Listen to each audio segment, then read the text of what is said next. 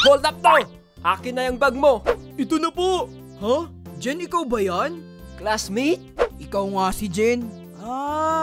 Anong nangyari sa'yo? Bakit ka nang hold up?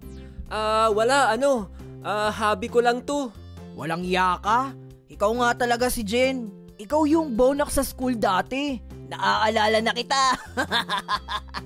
Lakas makatawa. Ikaw yung laging humihingi ng piso. Kapag hindi binigyan, biglang nananakit. Oh, tapos? Ikaw din yung laging pinapatayin ng teacher dati. Tapos hindi makasagot. Okay, ano pa? Ikaw rin yung recite ng recite. Tapos, mali-mali naman yung sagot. Meron pa? Ikaw yung laging natutulog sa school. Tapos, tululaway. Tama, di ba? Oo. Yan, legit naman yan. Sige, tuloy mo pa. Ikaw rin yung laging pinagbabasa ng teacher ng libro. Tapos, mali-mali yung pronunciation mo. Yung scotch tape, naging scotch tape. Yung fuchsia, naging fuchsia. Sige, mahaba-haba pa ang pasensya ko. Tuloy mo lang. Ikaw rin yung panay kating klase sa klase. Tapos, panay absent. Kaya bonak ka eh.